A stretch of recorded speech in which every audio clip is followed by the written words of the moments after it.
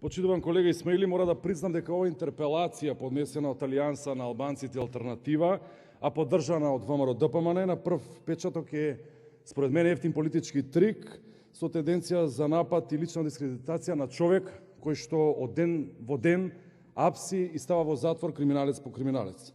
За илустрација на вашата интерпелација е случајот Таргет Тврдина и главниот актер во неја, Сашо Мјалков, кој е осуден на 12 години затвор, а за случајот Трезор овој месец доби казна уште 8 години затвор. До правосилноста на оваа пресуда тој е во шутка. Големиот криминалец, големиот Сашо, големиот водач на една опозициона партија е во затвор. Инсинуираа и правеа се пред јавноста дека е во некаква спрега и договор со Зоран Заев, за да го бутне Мицковски, па кога Оливер го уапси, сето тоа падна во вода.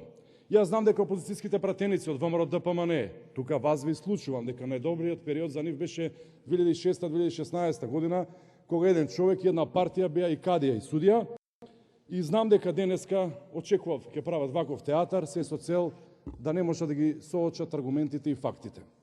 Последните неколку акции кои што се спроведени од страна на Министерството за внатрешни работи на чело со Оливер Спасовски и со нашите партнери од меѓународната заедница потврдуваат дека воопшто опозицијата не внимаваше со фактите и аргументите во делот на давањето на информациите, дали тие постапки ќе се саботираат или ќе се нарушат.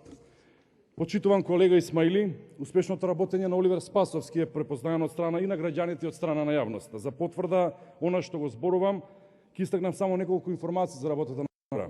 Во првите 3 месеци од 2020 година МВР има заплена на дрога во износ од само 14 килограми, кога беше кадар на Мицковски. Во првите 3 месеци од 2021 година, под раководство на Оливер Спасовски има заплена на 585 килограми дрога. За 9,5% е намален вкупниот криминалитет во државата. За 30% се намалени кражбите, за 37,5% намалени се измамите. Почитуван колега Исмаили, денес МВР работи независно, професионално и неселективно во одржување на безбедноста. Полицијата веќе не е инструмент на еден човек и на една партија, туку вистински сервис на граѓаните. Заштитник и пријател на граѓаните.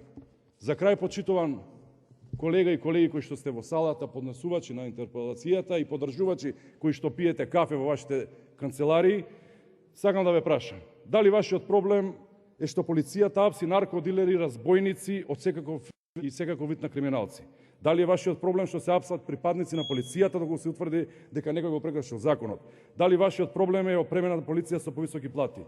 Дали е проблем што полицијата од институција со руинирана доверба сега се позиционира во институција со голема доверба? Само да завршам, председателе. Вашиот проблем, почитувана опозиција, е успехот на Оливер Спасовски, посветеноста, неселективноста и професионалноста. Овие се нови времења, сите сме еднакви пред законот. Благодарам.